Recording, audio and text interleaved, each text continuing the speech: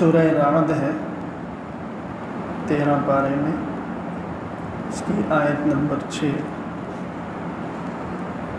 ترجمہ یہ ہے وَيَسْتَعْجِلُونَكَ بِالسَّيِّئَةِ قَبْلَ الْحَسَنَةِ۔ یہ جو کافر لوگ ہیں یہ خوشحالی سے پہلے بدحالی اور مصیبت کے لیے جلدی مچاتے ہیں۔ یہ جو کافر لوگ ہیں آپ سے بدحالی کا مطالبہ کرتے ہیں، مصیبت کا اور عذاب کا مطالبہ کرتے ہیں خوشحالی سے پہلے۔ اچھے حالات جو ہیں اس سے پہلے یہ کہتے ہیں کہ برے حالات آ جائیں۔ وَقَدْ خَلَتْ مِن قَبْلِهِمُ الْمَثُلَاتُ، حالانکہ ان سے پہلی قوموں کے عبرتناک واقعات گزر چکے، رسوا کن عذاب والے واقعات۔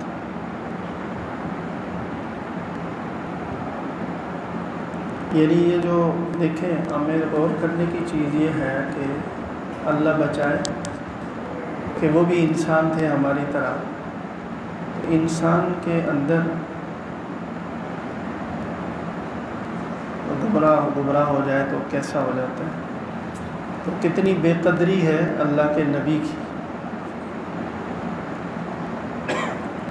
یہ انسانی نفسیات ہے، جو آدمی جس جگہ پر ہوتا ہے نا تو وہ اپنی عقل کو، اپنی فہم کو، اپنی سمجھ بوجھ کو ایسی اتھینٹک سمجھتا ہے، ایسی کہ وہ پرواہ نہیں کرتا کہ میں کس پر اعتراض کر رہا ہوں۔ یہ انسانی نفسیات ہے سب کی، میں اور آپ سب اس میں شامل ہیں۔ یہ تو اللہ اپنے فضل سے ہمیں مسلمانوں کی نسل میں، مسلمانوں کے گھر میں پیدا کر دیا۔ اب دیکھیں کافر کیا کہتے تھے۔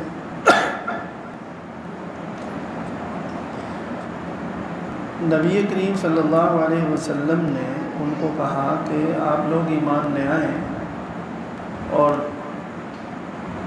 قیامت کے دن سارے اچھے برے اعمال کا حساب ہوگا، برے اعمال پر سزا ہوگی، عذاب آئے گا، اللہ کا عذاب ملے گا۔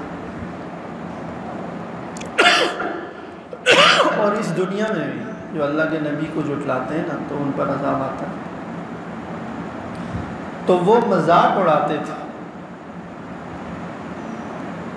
بات کی سچائی کو نیک نیتی سے غور کرنے کے بجائے وہ اپنے اچھے حالات کو سامنے رکھ کر کے کہ ہم ایک بہترین سٹیٹس سے دنیا میں رہ رہے ہیں، یہ صاحب کدھر سے دانشور بن کر کھڑے ہو اللہ کے پیغمبر۔ تو یہ دماغ میں تھا، اور پھر طرح طرح کے اعتراضات اور مذاق۔ تو مذاق کرتے ہوئے کہتے تھے کہ آپ وہ عذاب لے کیوں نہیں آتے؟ آپ عذاب لے آئیں جس کی دھمکی دے رہے ہیں، عذاب دیکھیں گے آپ ایمان لے آئیں گے۔ تو مطلب کوئی عذاب تو ہے نہیں، آپ ایسے ہی ڈرا رہے ہیں لوگوں کو۔ اس بات کو اللہ تعالیٰ نے فرمایا کہ ان لوگوں کی حماقت اور ناسمجھی دیکھیں۔ یستعجلونک بالسیئۃ قبل الحسنہ،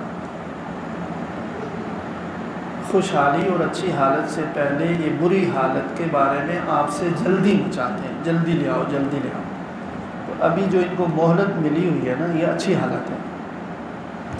تو اس اچھی حالت میں بجائے اس کے کہ اللہ کے پیغمبر کو چیلنج کریں، غور کریں، مقابلہ کرنے کی کیا ضرورت ہے؟ یہ انسانوں کی بہت بڑی کمزوری ہے اور بہت بڑا فتنہ ہے کہ آدمی بعض اوقات اچھائی اور حق کا مقابلہ شروع کر دیتا ہے۔ اگر آپ اس کو قبول نہیں کر رہے تو ٹھنڈے دل سے اس پر سوچیں کہ صحیح ہے یا غلط ہے۔ ضد میں آ کر مقابلہ کرنے کی کیا ضرورت ہے؟ یہ تو اپنے آپ کو بہت زیادہ خطرے میں ڈالنے والی بات ہے۔ وہ یہی کرتے تھے۔ تو یہ آپ سے بدحالی یعنی عذاب کے بارے میں جلدی مچا رہے ہیں اچھی حالت سے پہلے، اچھی حالت جو موجودہ حالت ہے جب تک عذاب نہیں آیا، اور مہلت بھی دی ہوئی ہے۔ تو پھر فرمایا کہ اگر یہ حالت عبرت ناک دیکھنا بھی چاہتے ہیں نا تو اپنے اوپر فٹ کرنے کے بجائے ان سے پہلی جو قومیں گزری ہیں ان کے حالات ان کے سامنے، عرب کے اندر سب کو پتہ تھا۔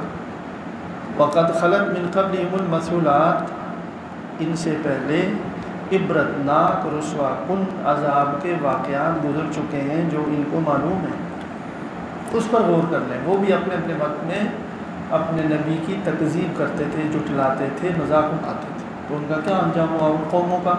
قوم عاد ہے، قوم ثمود ہے، قوم لوط ہے، یہ سارے تو یہ حجاز کے خطے میں واقع ہے، جزیرہ نما عرب کے اندر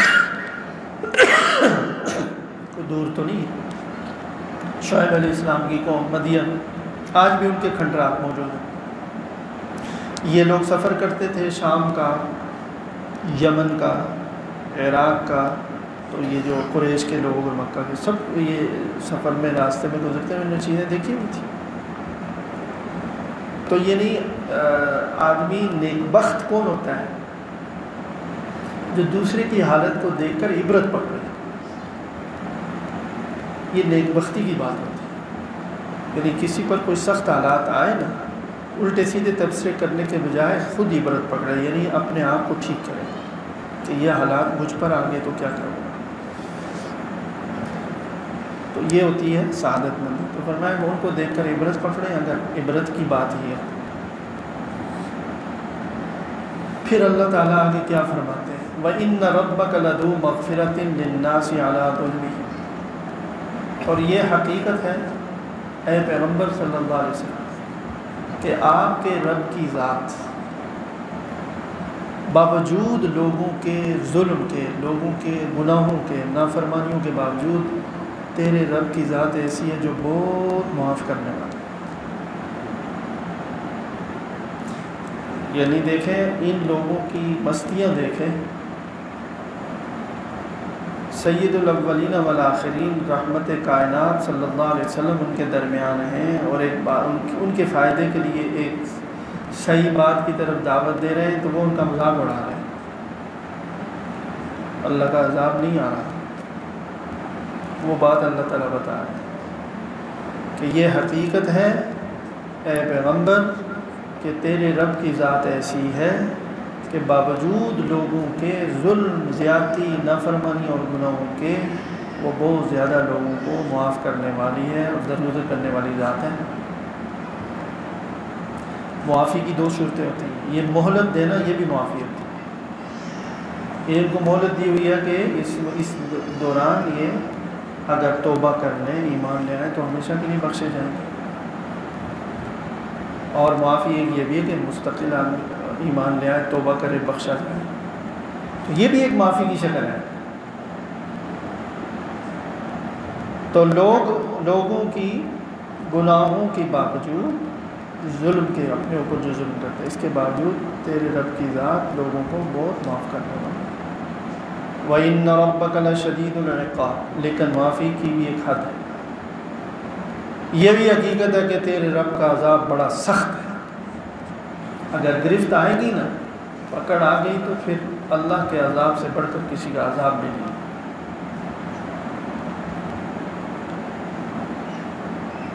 تو یہ اللہ کے نبی صلی اللہ علیہ وسلم کے ساتھ جو برتاؤ ہے تو یہ ان لوگوں کا یہ بیان کیا۔ اور اگلی آیت میں وَيَقُولُ الَّذِينَ كَفَرُوا لَوْلَا أُنزِلَ عَلَيْهِ آيَةٌ مِّن رَّبِّهِ، جن لوگوں نے کفر اپنا لیا ہے یہ کہتے ہیں رسول اللہ صلی اللہ علیہ وسلم کے بارے میں، لَوْلَا أُنزِلَ عَلَيْهِ آيَةٌ مِّن رَّبِّهِ، ان کے اوپر اللہ کی طرف سے کوئی خاص معجزہ جو ہم مانگتے ہیں وہ کیوں نہیں نازل ہوتا۔ یہ بھی وہی اعتراض کہ اچھا اگر یہ اللہ کے نبی ہیں، ہم جو فرمائش کرتے ہیں بعض اوقات کہ آپ ایسا کر دیں، تو یہ کیوں نہیں ہوتا؟ ان پر اللہ کی طرف سے کوئی خاص نشانی کیوں نہیں نازل ہوتی؟ خاص نشانی سے مراد وہ ہے جو ہمارا مطالبہ ہے، ہماری فرمائش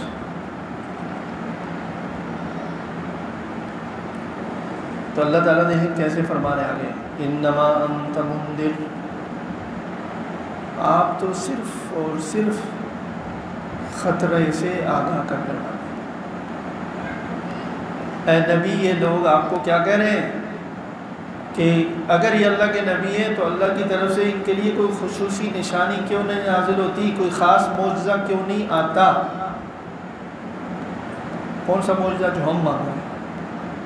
اللہ تعالیٰ اس کے جواب میں فرما رہے ہیں کہ اے نبی، آپ صرف اور صرف خطرے سے لوگوں کو آگاہ کرنے والے ہیں بس۔ یعنی آپ کا منصب اور آپ کی ذمہ داری کیا ہے کہ سارے انسان اندھیرے میں، پردے میں، آگے کیا ہونے جا رہا ہے، ہم کہاں سے آئے ہیں، کہاں جا رہے ہیں، یہ کسی کو نہیں پتہ سوائے وحی کے اللہ کی وجہ سے۔ تو جن خطرناک حالات سے دوچار ہونے والا ہے ہر انسان، نبی اس لیے آتے ہیں کہ ان خطرات سے آگاہ کرنے کے لیے آتے ہیں۔ اسی کو کہتے ہیں ڈرانے والا۔ یعنی دیکھیں، لوگ اگر جا رہے ہیں نا، یہ بارشوں کے موسم میں بڑی بات سمجھ میں آتی ہے، یہ جو وادیاں ہوتی ہیں، ندیاں ہوتی ہیں بارانی، جن میں برسات میں پیچھے کہیں بارش ہوئی تو اچانک سیلاب آ جائے، تو ایک آدمی اوپر پہاڑ پر کھڑا ہوا ہے، پیچھے سے ندی آ رہی ہے، ادھر آگے ندی میں کچھ لوگ بالکل خشک ہیں، اس میں بیٹھے ہوئے ہیں، کھیل رہے ہیں، کچھ کر رہے ہیں، تو وہ پکار کر کہے گا کہ بھائی نکلو نکلو، پیچھے سے سیلاب آ رہا ہے۔ تو وہ ایسے دیکھتے ہیں، کچھ نہیں نظر آ رہا، تو اس کا مذاق اڑائے، اس کا مذاق اڑائے کہ کدھر سیلاب ہے، یہ ایسے ہی مار رہا ہے، نہ بارش ہے نہ کچھ ہے۔ اچھا، یہ ہوتا ہے کہ بعض اوقات بہت پچھلے علاقے میں کہیں بارش ہوتی ہے، بادل پھٹ پڑتے ہیں، سارا علاقہ خشک ہوتا ہے، کوئی بارش نہیں، کوئی کچھ نہیں ہوتا، اچانک سیلاب آ جاتا ہے۔ ایسا بھی بہت دفعہ ہوتا ہے۔ تو جس طرح وہ آدمی بلند چوٹی پر کھڑا ہے، اس کو پچھلا علاقہ جہاں سے سیلاب آ رہا ہے وہ بھی نظر آ رہا ہے، اور آگے جو لوگ بے خبر ہیں وہ بھی نظر آ رہے ہیں، تو وہ آواز دے کر کہتا ہے، یہ منذر ہے، ڈرانے والا، خطرے سے آگاہ کرنے والا، بچو بچو بچو، سیلاب آ رہا ہے۔ اور یہ لوگ اگر اس کی بات پر یقین نہیں کرتے تو یہ مذاق اڑاتے، اپنی نگاہوں پر بس دیکھتے ہیں کہ ہمیں نہیں نظر آ رہا، تو لہذا حقیقت میں کچھ نہیں۔ تو اللہ کے نبی ایسے ہی ہوتے ہیں کہ چونکہ ان کو انسان کی آخرت، اللہ تعالیٰ نے ان کو جب نبوت عطا فرمائی تو ان کے دل کو آنکھیں بھی کھول دی اور وحی کے ذریعے سے سب کچھ بتا دیا، تو ان کو یہ دنیا تو بالکل ایسے نظر آتی ہے نا، یہ تو چند دنوں کا کھیل تماشا ہے، اصل تو جہان آگے ہے، پورا ایک روحانی نظام ہے۔ اس دنیا میں ہی ان کو پتہ چلتا ہے فرشتوں کا اترنا، آنا، جانا، کائنات کے اندر تبدیلیاں، اللہ تعالیٰ کے حکم آ رہے ہیں، جا رہے ہیں۔ ان کو پتہ ہے کہ یہ تو اسٹیشن ہے دنیا کی زندگی، یہ تو کسی اگلی جگہ کے لیے ایسا، تو وہ پھر آگاہ کرتے ہیں کہ یہیں کی نہ ہو کر رہ جاؤ، یا اگلے جہان کے لیے جو تمہیں کام آنے والی چیز ہے وہ یہ نہیں ہے، آپ تو جس جگہ پر جس لائن پر تم جا رہے ہو وہ لائن جا کر ختم ہو رہی ہے، وہ راستہ ختم ہو رہا ہے جہنم کے اوپر، ادھر آ جاؤ، اس سیدھے راستے پر آ جاؤ، یہ جنت میں جانا ہے۔ تو آپ مذاق کرتے ہیں، کدھر ہے جہنم، کدھر ہے عذاب، قیامت کدھر ہے، لا کر دکھاؤ۔ مطالبہ کرتے ہیں، اچھا چلو ہم آپ کو سچا جب مانیں گے، یہ نشانی اتار کر دکھا دو۔ یہ کتنی حماقت ہے۔ عقل مند آدمی کون ہوتا ہے؟ عقل مند آدمی وہ ہوتا ہے جو خطرے سے شک کی بنیاد پر بھی بچنے کی کوشش کرتا ہے۔ کسی کو کوئی کہے کہ اس راستے سے مت جانا، آگے ڈاکو ہیں، اگر اس کو پتہ بھی ہو کہ یہ آدمی ایسے ہی چھوڑتا رہتا ہے، ہوائی مارتا رہتا ہے، پھر بھی اس کے دماغ میں ایک شک پڑ جائے گا، اگر وہ عقل مند ہے تو وہ یہ دلیری نہیں کرے گا کہ دیکھ لوں گا ڈاکو، یہ بیوقوفی ہوگی، کہے گا کوئی فرض تھوڑے ہی اس راستے سے جانا، دوسرے راستے سے چلا جاتا۔ تو خطرے کے بارے میں مذاق اڑانا یہ عقل مندانہ روش نہیں ہے۔ عقل مند یہ ہے کہ آدمی خطرے کو شک کی بنیاد پر بھی اس سے احتیاط کرے۔ تو جب اللہ کے نبی بتا رہے ہیں کہ ایسا ہونے والا ہے، تو اگر ان لوگوں کو عقل ہوتی نا تو یہ سچا ہونے کے لیے دلیلیں نہ مانگتے، بلکہ احتیاطاً کہہ دیتے کہ ہو سکتا ہے۔ اور پھر ایمان لانے کے بعد کوئی دنیا چھوٹتی تھوڑی ہے کہ مکمل دنیا چھوڑ دو، یہ بڑی مشکل بات ہے۔ نہیں، دنیا کو برتنے کا طریقہ دوسرا بتا دیا کہ یوں نہ کرو یوں کرو، ساری دنیا سے نفع اٹھاؤ، مال کماؤ، پیسہ کماؤ، شادی کرو، مکان بناؤ، کھیتی باڑی کرو، تجارت، سب کچھ، کوئی بھی منع نہیں، کوئی چیز منع نہیں، طریقہ ٹھیک کر لو بس۔